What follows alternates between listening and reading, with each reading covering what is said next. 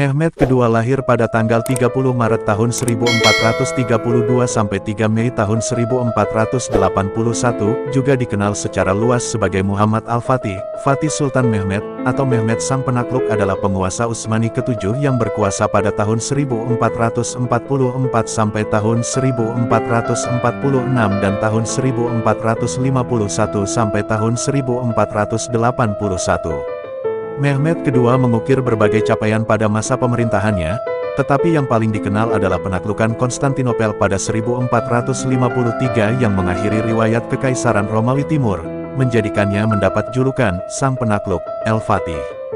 Mehmed dikenal sebagai pemimpin yang cakap dan mempunyai kepakaran dalam bidang kemiliteran, ilmu pengetahuan, matematika, dan menguasai 6 bahasa saat berumur 21 tahun.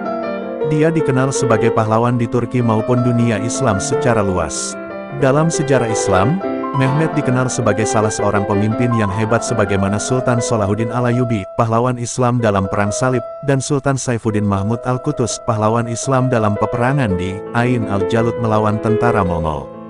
Di pemerintahan, Mehmed lebih memilih para pejabat tinggi dari latar belakang devesirme daripada mereka yang berasal dari keluarga bangsawan, menjadikan kendali negara benar-benar terpusat pada Sultan.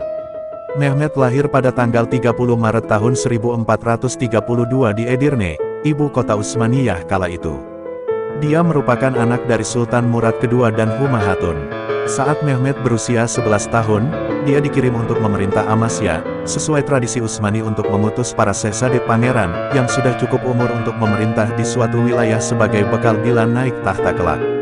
Murad juga mengirimkan banyak guru untuk mendidik putranya, di antaranya adalah Molla Ghurani. Syekh Muhammad Syamsuddin bin Hamzah, salah satu ulama berpengaruh kala itu, juga menjadi guru dan orang dekatnya, membuatnya sangat mempengaruhi Mehmed sejak usia muda, utamanya dalam masalah pentingnya penaklukan Konstantinopel.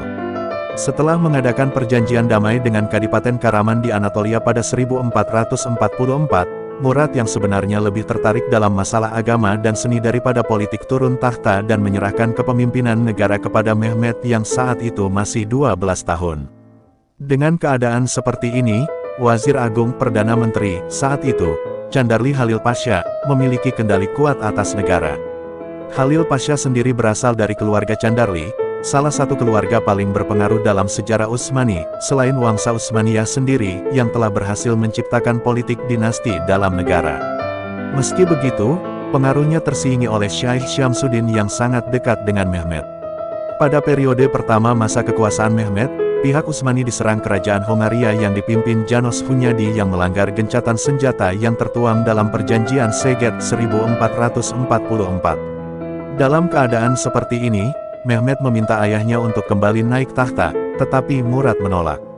Sebagai balasan, Mehmed menulis surat, "Bila ayah adalah sultan, datanglah dan pimpinlah pasukan ayah.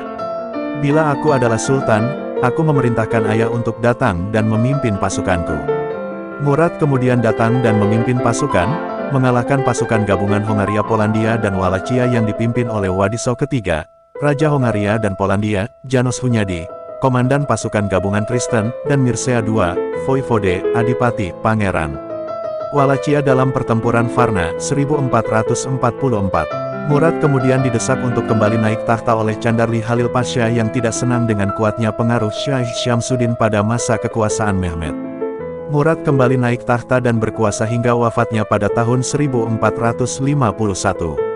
Sepeninggalnya, Mehmed kembali naik tahta dan dinobatkan di Edirne pada usia 19 tahun.